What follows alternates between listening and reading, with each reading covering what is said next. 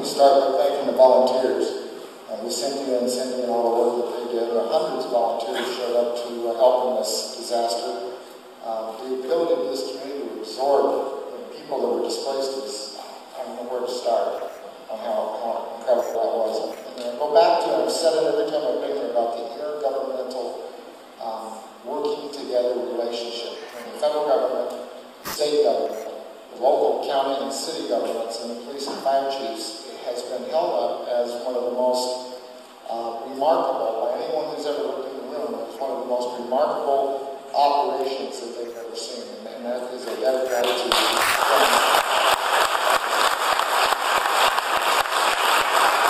I have to take the opportunity while we're here.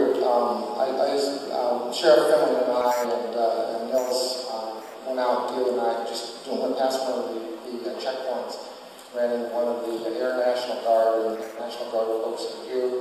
Had a short talk with those guys, and I want to thank him in just a second, but I want to tell this story. This guy was a young man from Boise, lived in Boise for 11 years. He said he came here with the stereotypical attitude that a lot of Idahoans have about Wayne County.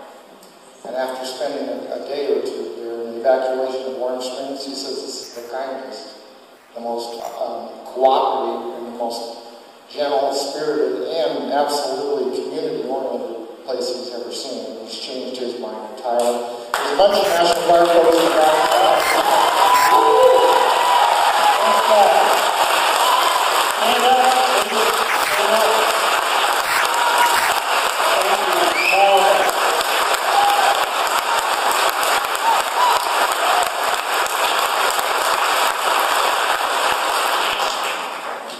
And I'll be quick here. I got a couple of things just to run through, a little bit of business.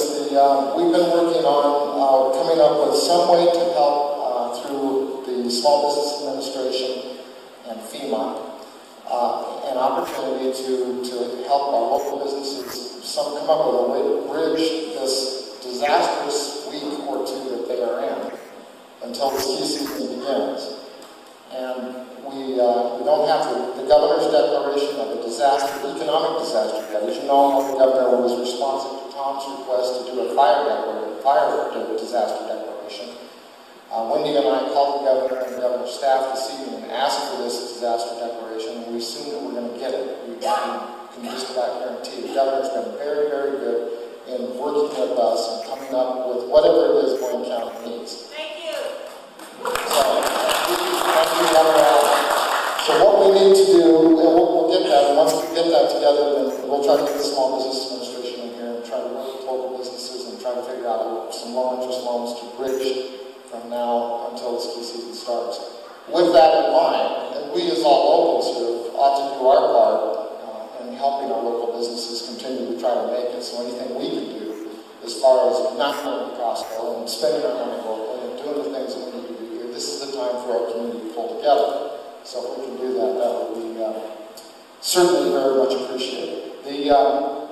Finally, Representative Simpson was here this week, and he played a very instrumental role. And I have to thank him for that, and I want the community to consider that we were really hanging out there when we called in the cavalry and brought all the fire engines in here, and Mike asked for all the help. We got it, but we didn't have is the opportunity for the federal government to come in and pay for it. And what Representative Simpson was able to do in meeting he had with Mayor Hall and myself and Tom earlier in the week, along with Jimmy, is we were able to expedite a FEMA but a FEMA declaration, so that we do now have our local taxpayers are going to be on the hook for a very small portion of the extraordinary costs that are going to come out of this event. So Representative Simpson is that.